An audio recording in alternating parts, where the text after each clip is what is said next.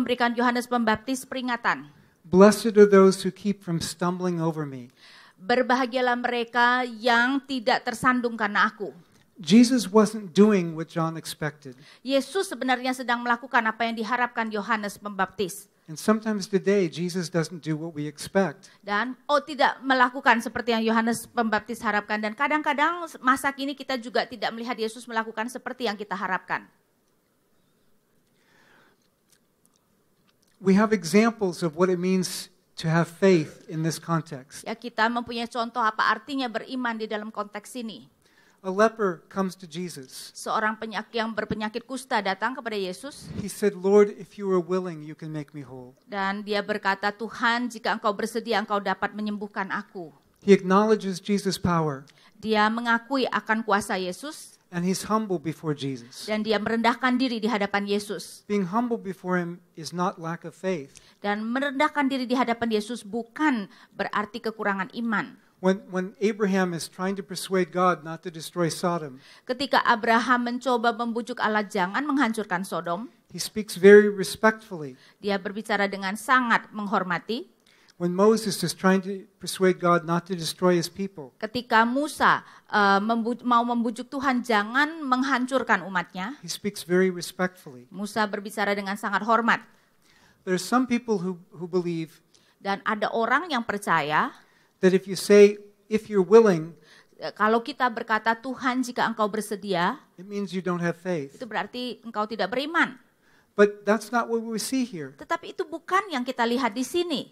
This man knew that Jesus had the power to heal him. Orang ini tahu Yesus mempunyai kuasa untuk boleh menyembuhkan dia. The encouragement to us is, dan penghiburan atau saran pada kita adalah, that Jesus says, I am willing. Dan Yesus berkata, aku bersedia. We see his heart of compassion. Ya, kita melihat hatinya yang penuh dengan belas kasihan.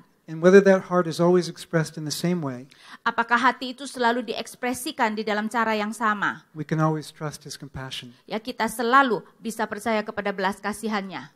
We see the centurion's faith. Kita juga bisa melihat iman seorang perwira.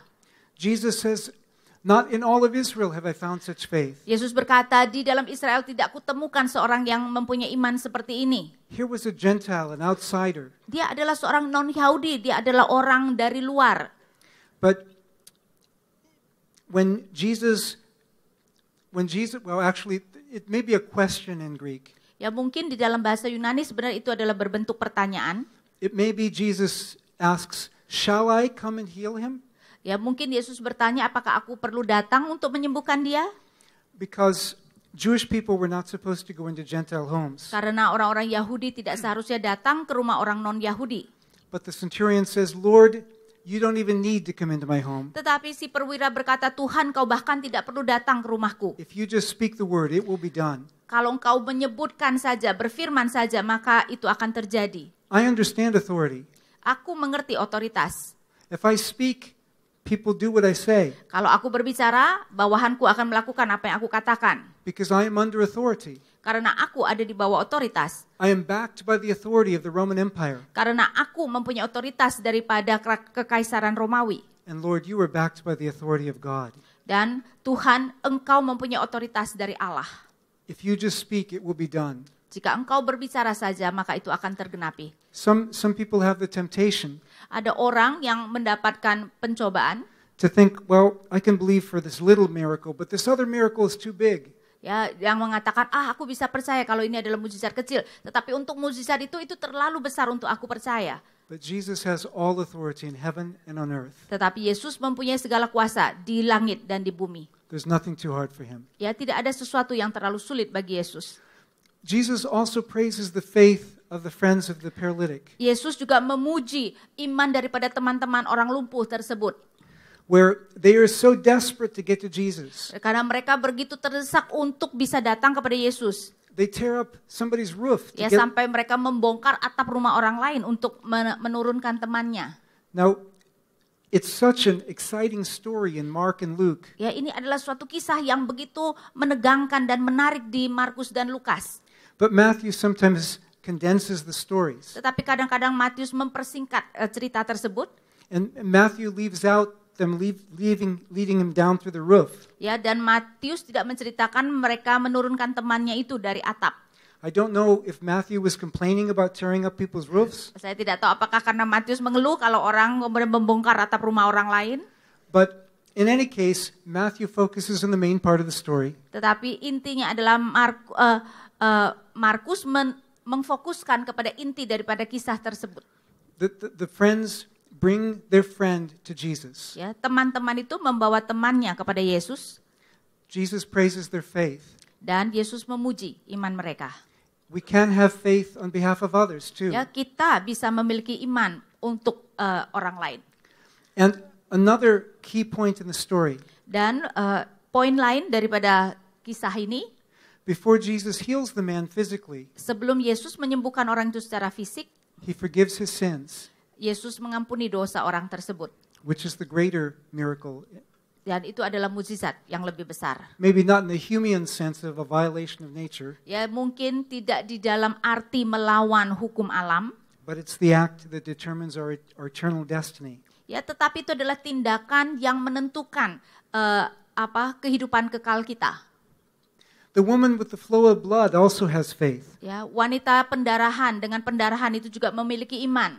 She expresses her faith in a scandalous way. Ya, dia menunjukkan imannya dengan cara yang penuh skandal. This is even clearer in Mark, Ya, ini bahkan lebih jelas lagi di Markus. because Mark mentions that she's pushing her way through the crowd. Karena Markus menyebutkan bahwa dia harus menolak banyak orang untuk bisa datang kepada Yesus. According to Leviticus 15, Menurut Imamat 15, if you had a flow of blood, kalau engkau sedang ada pendarahan, you were ritually unclean. engkau adalah tidak tahir secara ritual. Anyone you touched became unclean. Berarti setiap orang yang kamu sentuh menjadi tidak tahir. If you touched their clothes, they became unclean. Engkau menyentuh baju mereka, mereka menjadi tidak tahir.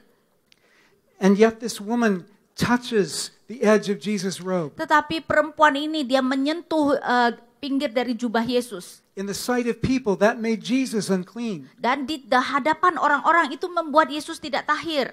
But Jesus turns and says, "Who touched me?" Tetapi Yesus berbalik dan bertanya, siapa yang menyentuh aku? He has her admit it in front of everyone. Dia harus mengakuinya di depan semua orang. But Jesus was not afraid to be identified with our uncleanness. Tetapi Yesus tidak takut untuk diidentifikasikan dengan ketidaktahiran kita. Because by embracing our uncleanness, He made Karena- us clean. Karena dengan memeluk ketidaktahiran kita, dia membuat kita tahir. What Jesus does for this woman fits the context. Dan apa yang Yesus lakukan kepada perempuan ini cocok dengan konteksnya. How sacrificially Jesus reaches out to heal others. Karena dengan sebenarnya menyangkal dirinya, Yesus mendekati orang-orang lain. This woman, she couldn't afford to not be healed. Perempuan ini dia mau tidak mau harus menyentuh Yesus supaya dia dapat disembuhkan. She had no other hope except Karena dia Jesus. tidak punya pengharapan lainnya. And sometimes that kind of desperation counts in God's sight as faith. Dan kadang-kadang keterdesakan seperti itu sangat penting di hadapan Allah. And we see that again with the paralytic's friends. Dan kita juga bisa melihat dengan teman-teman orang lumpuh tersebut. We see that with Jesus' mother in John chapter 2. Kita melihat juga di ibu Yesus di Yohanes 2. She says to Jesus, Dia berkata kepada Yesus, they have no wine. mereka tidak punya anggur. Well, since the women were usually in charge of food preparation, Biasanya perempuan yang kemudian harus mengontrol tentang persiapan makanan, she would be among the first to know that they had run out of wine. maka ibu Yesus merupakan mungkin orang di antara yang pertama itu yang mengetahui mereka kekurangan anggur. But Jesus responds, Dan jawaban Yesus, woman, or perempuan, lady or ma'am, ya perempuan atau ibu, which was a respectful way to address somebody, but not your mother. ya itu sebenarnya adalah cara yang penuh hormat untuk menyebut pada seorang perempuan, tetapi tidak terhadap seorang ibu sebenarnya, tidak pada ibumu. My hour has not yet come. Dan Yesus berkata, perempuan, waktuku belum tiba. Throughout John's gospel, Jesus' hour is the hour of his death. Dan di keseluruhan Injil Yohanes ketika Yesus berkata waktuku, itu adalah berbicara tentang waktu kematiannya. Jesus was saying, do you understand what this will cost me? Yesus sebenarnya berkata, apakah engkau mengerti harga yang aku harus bayar untuk ini? Once I've started doing these miracles, Kalau aku mulai melakukan mukjizat ini, I've started on the road to the cross. aku memulai perjalanan menuju salib. It will bring enmity against me. Dan itu akan membawa permusuhan terhadapku. Well, I don't think she understood. Dan saya rasa Ibu Yesus tidak mengerti. She went and said to the servants, "Do whatever he tells you." Dia kemudian berkata kepada pelayan-pelayan, lakukan apa yang dia katakan. And he turns the water into wine. Dan dia kemudian mengubah air menjadi anggur. In Mark chapter 10, Di dalam Markus 10, the crowds tell Bartimaeus, "Be quiet." kerumunan berkata kepada Bartimius, diam. In other words, don't distract the teacher. Yaitu jangan mengganggu sang guru. He's on his way to Jerusalem to set up the kingdom. Dia sedang menuju ke Yerusalem untuk meneguhkan kerajaannya. There are things more important to him than you. Ya, ada hal-hal yang lebih penting daripada kamu. But Jesus said, "Call him." Tetapi Yesus berkata, panggil dia. And Jesus healed him. Dan Yesus menyembuhkan dia. In the same chapter, Dan pada pasal yang sama, his own disciples tried to keep people from bringing children to him to bless. pada murid Yesus sendiri mencegah orang-orang membawa anak-anak kecil kepada Yesus untuk diberkati. But sometimes the things we think are most important Tetapi kadang-kadang apa yang kita pikirkan paling penting are not the things that are most important to God. bukan merupakan hal-hal yang paling penting bagi Allah. Because his kingdom was not about the politics and the power in Jerusalem. Karena kerajaannya bukan soal politik dan kuasa yang ada di Yerusalem. His kingdom was about blessing children Karena kerajaannya adalah mengenai memberkati anak-anak and restoring sight to the blind. dan memulihkan penglihatan seorang buta. The Syrophoenician woman in the same way, she kept crying out until Jesus heard her. Ya, begitupun juga berbicara tentang perempuan Finisia, itu juga adalah hal yang sama, dia terus berteriak kepada Yesus And she humbled herself. dan dia merendahkan dirinya. Jesus was a stumbling block. Yesus menjadi batu sandungan. He was not what the elites of his day expected. Karena Yesus tidak seperti apa yang diharapkan oleh orang-orang kelas atas pada zamannya. And he didn't come and try to gain power by spending time with the high priest. Dan Yesus tidak datang untuk mendapatkan kuasa dengan menjadi teman imam besar. He came first to the broken. Yesus datang pertama-tama kepada mereka yang hancur. He came to those who were outsiders. Dia datang kepada mereka yang dikucilkan. He came to the weak and the lowly. Dia datang kepada mereka yang lemah dan yang rendah. He didn't come to make us feel good about being proud. Dia tidak datang untuk membuat kita merasa senang atau merasa baik dengan kesombongan kita. Because we'll find his presence especially among the broken. Karena kita menemukan hadiratnya terutama di antara mereka yang hancur hatinya. Well, naturally, this led to conflict with the worldly power brokers. Dan tentu saja ini kemudian membawa pertentangan kepada penguasa-penguasa dunia.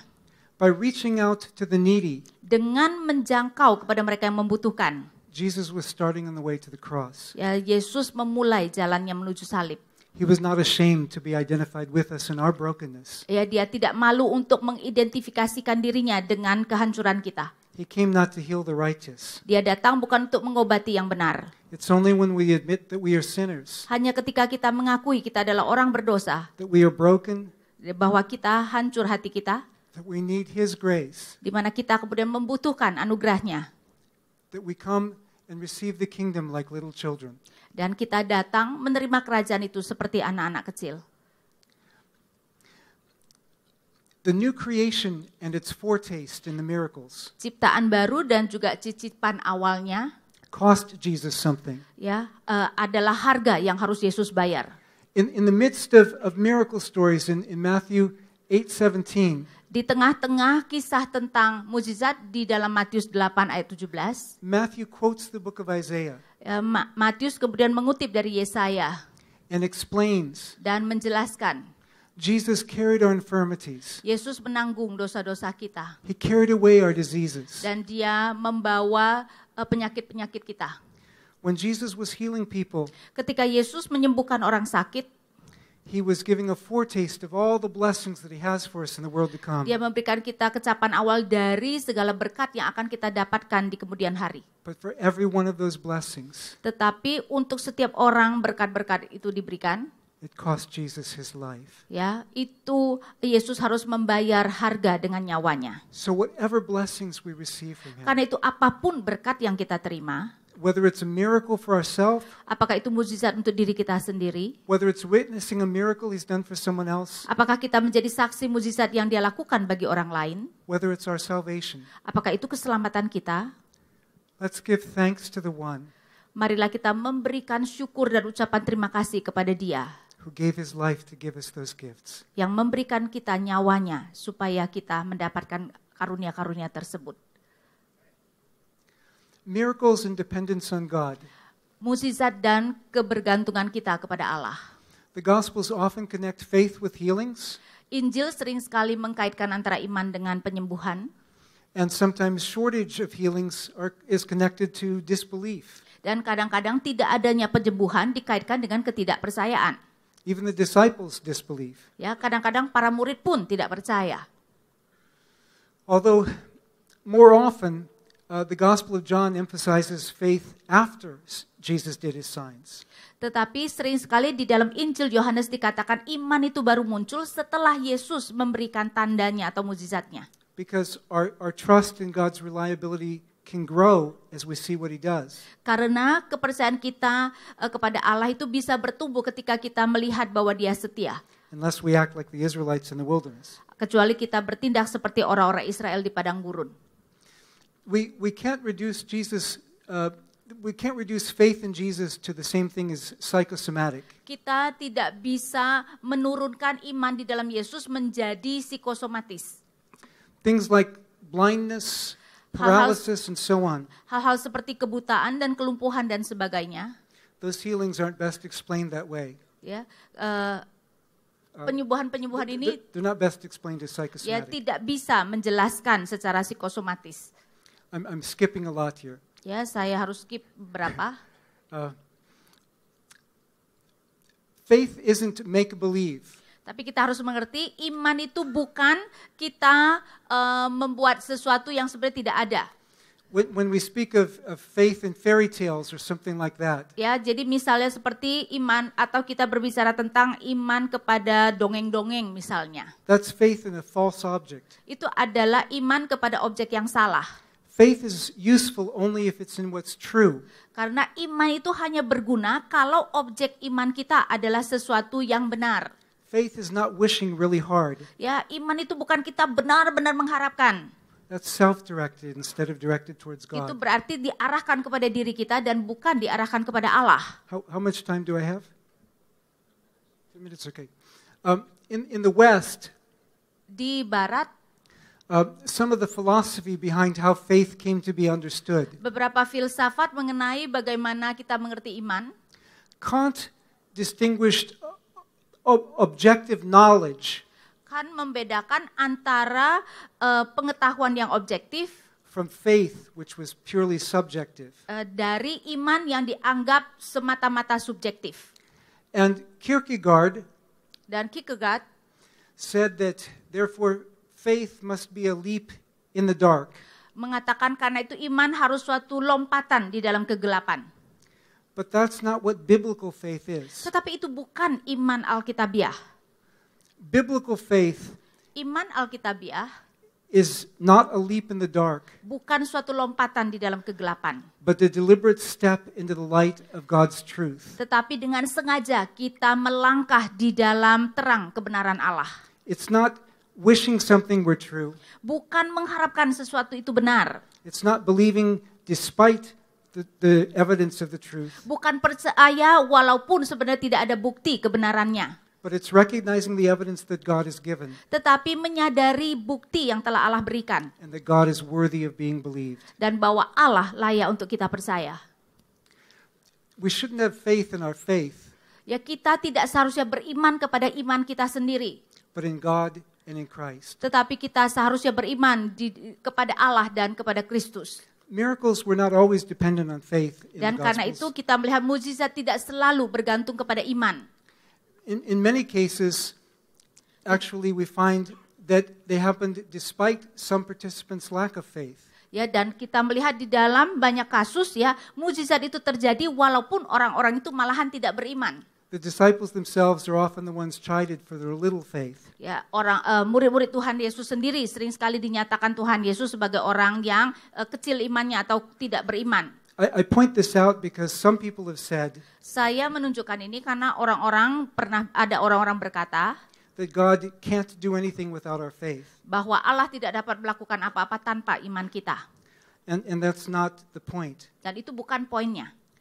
Rather, God delights to hear the prayers of those who trust Him. Tetapi sebenarnya Allah senang mendengarkan doa orang-orang yang percaya kepadanya. He wants to teach us a relationship of trust. Dia mau mengajarkan kita relasi mengenai rasa percaya kita. But it's not that God's power is unable to do something. Bukannya kemudian kuasa Allah tidak dapat melakukan sesuatu kalau kita tidak beriman. Miracles give us a foretaste of the kingdom. Mukjizat memberikan kita kecapan atau cicipan awal terhadap kerajaan. But in the Gospels we see something deeper than miracles. Tetapi di dalam Injil kita melihat sesuatu yang lebih dalam dari mukjizat. And that is the message of the cross. Dan itu adalah pesan salib. The climax in the Gospels. Itu adalah klimaks dari Injil. Because the cross shows us Karena salib menunjukkan kepada kita that even when we suffer, adalah bahkan ketika kita